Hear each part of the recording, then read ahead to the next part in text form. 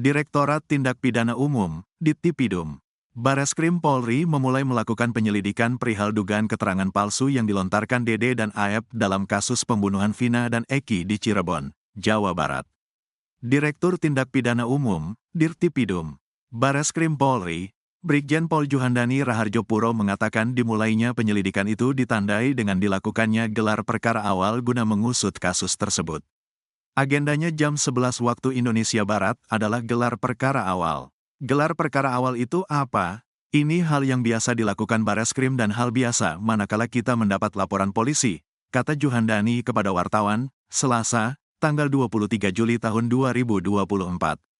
Polisi yang telah menerima laporan terhadap Aep dan Dede ini pun, kata Juhandani, bakal terlebih dahulu mempelajari inti masalah yang dilaporkan terhadap keduanya. Barulah kemudian pihaknya akan mendalami mengenai laporan yang menyebut bahwa Dede dan Aep diduga telah memberikan keterangan palsu terkait rangkaian kematian Vina dan kekasihnya Eki. Pengakuan pun harus kita buktikan, tidak serta-merta. Proses penyelidikan kan seperti itu. Kita buktikan apakah yang disampaikan maupun itu pengakuan saudara Dede dan sebagainya akan kita buktikan, jelasnya. Sebelumnya, pihak keluarga 7 terpidana kasus pembunuhan Vina dan Eki Cirebon pada 2016 lalu mendatangi Bareskrim Polri, Jakarta pada Senin, tanggal 10 Juli tahun 2024. Kedatangan mereka didampingi oleh mantan Bupati Purwakarta, Dedi Mulyadi untuk melaporkan 2 saksi bernama Aep dan Dede soal dugaan kesaksian palsu. Adapun laporan tersebut diterima dan terregister dengan nomor LPB 227-7-2024, SPKT, Bareskrim Polri tertanggal 10 Juli tahun 2024. Hari ini kita berangkat dari keyakinan bahwa 7 terpidana yang hari ini masih mendekam di penjara dengan vonis penjara seumur hidup, bahwa mereka tidak melakukan perbuatan pidana dengan tuduhan pembunuhan dan pemerkosaan dan mereka masuk ke penjara itu karena salah satunya ada kesaksian yang disampaikan oleh Aep dan Dede, kata Dedi di Bareskrim Polri, Jakarta Selatan, Rabu. Kesaksian Aep dan Dede, kata Dedi, akan diuji setelah laporan polisi tersebut diterima guna memastikan keterangannya benar atau salah. Ini adalah bagian dari cara kita membebaskan 7 terpidana yang hari ini masih mendekam di penjara, setelah Peggy Setiawan terbebas melalui putusan pra-peradilan di Pengadilan Negeri Bandung, ungkap politikus Partai Gerindra tersebut. Bareskrim Polri mulai melakukan penyelidikan soal dugaan keterangan palsu dari Dede dan Aep dalam kasus Vina. Hal itu disampaikan oleh Dittipidum Bareskrim Polri, yakni Brigjen Pol Juhandani Raharjo Puro dalam konferensi persnya pada Selasa 23 Juli. Lantas pihaknya ditanya oleh awak media soal 2 DPO fiktif yang disampaikan Polda Jawa Barat. Bareskrim juga ditanya kemungkinan mencari bukti agar Peggy Setiawan menjadi tersangka atau menjadi sosok Perong yang memang menjadi pelaku pembunuhan Vina. Menanggapi hal tersebut, Bareskrim irit bicara dan justru tertawa. Bareskrim meminta agar pertanyaan tersebut ditanyakan langsung kepada Polda Jawa Barat. Pak, Polda Jawa Barat kan sebelumnya kan menghilangkan 2 buronan di kasus Vina, yaitu Dani dan si Andi. Nah, kan pra-peradilan Peggy Setiawan kan dikabulkan. Jadi 2 buronan itu tetap dihilangkan atau bakal dicari lagi, Pak? Yang kedua, soal Peggy Setiawan. Penyidik ini sekarang akan mencari bukti baru untuk kembali mentersangkakan Peggy atau akan memburu Peggy Setiawan yang asli, Pak?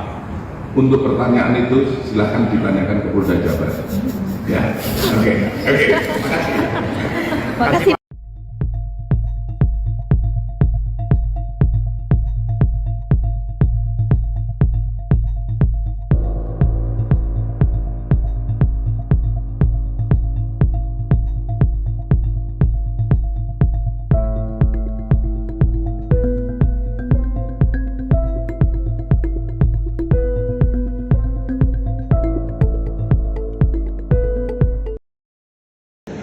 Kasus Vina Cirebon, 2 hari lalu saya posting di Instagram agar Rudiana kalau merasa benar segera mengambil tindakan hukum atas ucapan dari Dede, dan ternyata ibarat ikan kena umpan.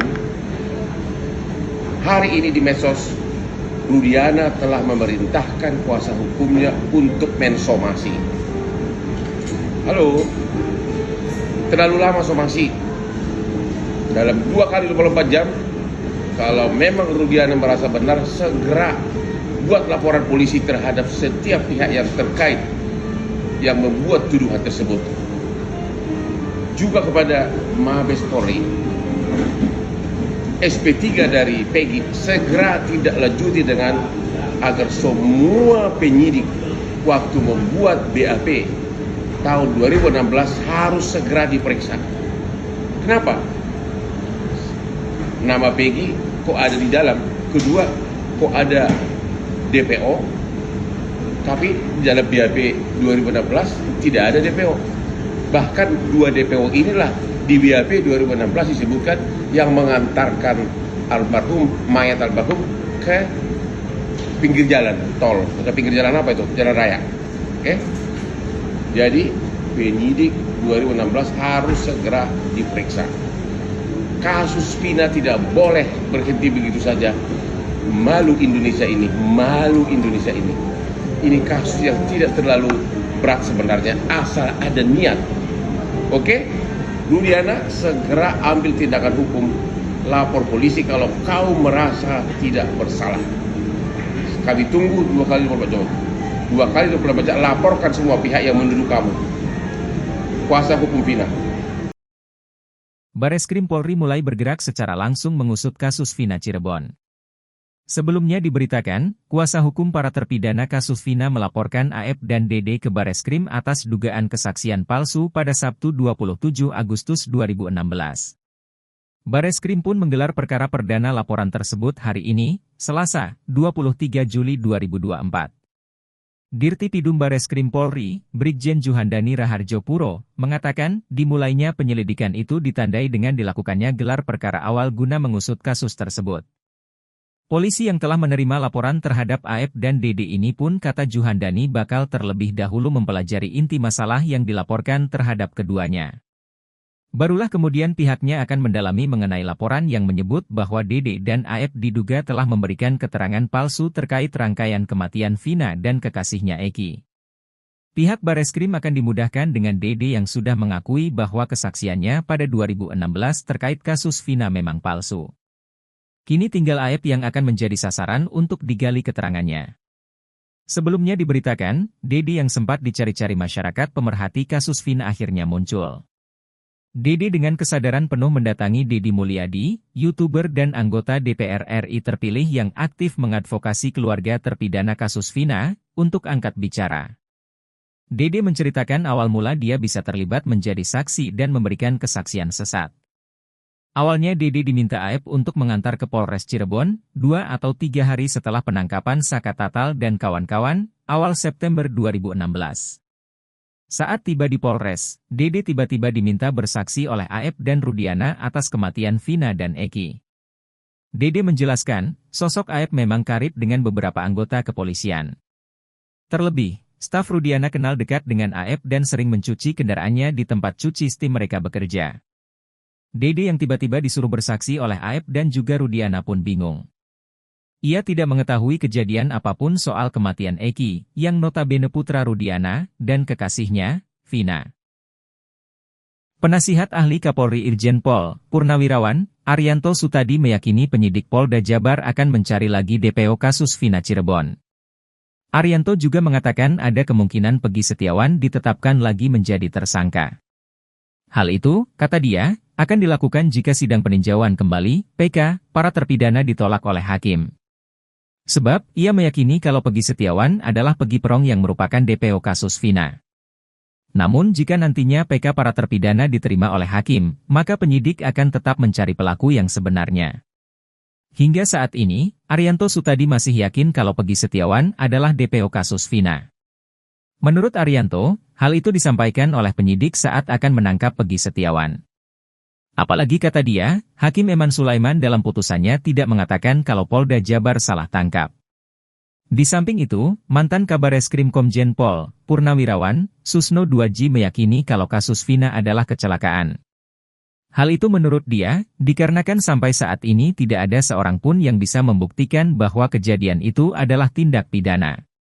Susno Duaji justru aneh jika Vina dan Eki disebutkan meninggal karena dibunuh. Selain itu, menurutnya tidak mungkin pelaku pembunuhan melakukan aksinya di 3 tempat. Sementara itu, kata dia, jika kasus ini merupakan kecelakaan, maka buktinya sudah jelas. Ia pun menantang pihak yang bersikukuh kalau kasus ini adalah pembunuhan. Dan itu lagi Pak, setelah pengajaran tidak tahu, sudah sampai situ doang. Tadi kan kamu ceritakan bahwa kamu diarahkan oleh AF dan Rudiana. Saya mau lihat peran masing-masing. AF ngomong apa, Pak Rudiana ngomong apa? Saya kasih tahu, bilang aja ya ada segerombolan orang di situ Pak. Baik. Terus Pak Rudiana? Pak Rudiana kasih tahu masalah motor sama nama Pak. Sama nama? Iya, motor dan nama saya tahu dari Pak Rudiana, dikasih tahu sama Pak Rudiana. Oh, nama-nama pelaku. Nama-nama pelaku. Apa katanya waktu itu? Kan saya bilang saya nggak kenal Pak nama-nama pelaku. Muka pun nggak kenal. Terus kata Pak Rudiana, ya udah ntar saya kasih tahu nama-namanya pelakunya. Oh, dikasih tahu. Dikasih tahu. Masih ingat nggak nama-nama itu? Nggak ingat Pak saya Pak. Oh, tapi nggak mengingat soalnya kan nggak kenal Pak. Oh. Tahu nama pun pas di situ kan dikasih tahu Pak. Oh, tapi di situ lah diberitahu, katakan gini aja katanya. Iya. Ya. Nah, sekarang setelah diarahkan oleh Aib dan Rudiana, lantas siapa yang melakukan buat BAP-nya? Mereka Rudiana juga? Bukan Pak. Oh, bukan. Bukan. Siapa? Ya penyidik di situ Pak. Oh, penyidik. Ya, di situ. Jadi kamu diarahkan oleh Aib dan Rudiana dulu. Ya. Setelah itu baru di BAP oleh penyidik yang lain. Iya. Oh. Jadi penyidik yang lain ini nggak pernah menyalahkan kamu lagi dong? Nggak pernah Pak. Dia menerangkan justru di si Ya. Rudiana dan Iya. lainnya gitu. Sebelum masuk itu Pak. Ya karena memang selalu terjadi begitu kan, yang mukuli dengan yang menyidik kan selalu beda. Supaya yang menyidik, kalau yang menyidik ditanya pernah kamu dipukuli penyidik, pasti tidak pernah mukuli, tapi dipukuli dulu sebelumnya di luar. Kira-kira begitu cerita-cerita film yang kita nonton lah gitu ya. Ya, kira-kira begitu ya. Nah, jadi sekarang diarahkan oleh ini. Jadi penyidiknya tidak pernah marahkan, tapi sudah diarahkan oleh Rudiana dan AE. Begitu ya. Nah, kemudian setelah itu terjadi di BAP, BAP seperti biasa Pak. Ditanya ditanya aja ya, ditanya. Kamu ceritakan seperti yang diarahkan itu. Seperti yang diarahkan sebelum masuk. Ya, saya mau tanya, kenapa kamu mau? Sebenarnya hati saya mas sebenarnya nggak mau Pak. Kan saya juga sudah bilang Pak, saya tidak tahu kejadian itu sama sekali dengan AF dengan Pak Rudiana. Nah pada saat itu kan saya rakyat kecil Pak, saya nggak ngerti hukum. Sekolah pun saya hanya SMP. Ya saya merasa takut Pak, sudah bilang saya bisa apa di situ Pak. Ya tapi kan umpamanya kan kamu kan merasa berbuat, kenapa nggak nolak aja? Apa kamu diiming-iming? Tidak ada sama sekali Pak, iming-iming. Enggak. Tidak ada sama sekali. Tapi kok kan orang bertanya, kok semudah itu kamu langsung diajak ini langsung kamu mau gitu? Kenapa? Apa? Maunya kan karena tidak tahu bahwa mau situ kan diberi buat kesaksian anaknya Pak Rudiana Pak. Mungkin kalau saya tahu, Aib masih tahu sebelum masuk Polres, saya nggak mau Pak. Ya tapi setelah di dalam Polres, terus kenapa jadi kamu mau? Karena takut Pak. Takut sama siapa? Ya takut karena sudah di dalam Polres itu Pak. Loh kenapa? Kalau di dalam Polres kenapa banyak? Ya karena saya nggak ngerti hukum. Loh ya, dalam Polres apa? Ada kamu dipukul nggak? Enggak sih Pak. Apa karena Pak Rudiana polisi gitu? Nah iya bisa jadi Pak. Oh, ya, bisa jadi ya, berarti gimana? Ya emang karena polisi Pak, saya takut. Jadi berarti kamu merasa takut? Iya merasa takut. Karena sudah berada di kantor polisi, Iya. karena kamu diminta oleh Pak Rudiana yang berpolisi, Iya. kamu ikutin aja. Iya. Nah waktu itu kamu tahu nggak akibatnya itu waktu itu ya? Saya tahu Pak akibatnya. Kasih tahu saya. Ya setelah di BAP pun kan saya ngomong ke Aib Pak. Nah, Saya bilang kenapa mau buat kesaksian seperti ini kata saya. Kan bakal berat ke depannya. Udah hanya saya kesal sama terpidana itu Pak. kata Aib. Iya. Kenapa? Karena pernah dipukuli Pak. Oh, si Aib cerita bahwa dia pernah dipukuli oleh Warga sekitar di situ Pak. Oh, Aib merasa apa? Dipukuli dengan Dipukuli oleh warga situ, bukan oleh terpidana. Iya ada terpidana. Ada terpidana. Jadi merasa kesal ya, Merasa kesal. sehingga diarahkan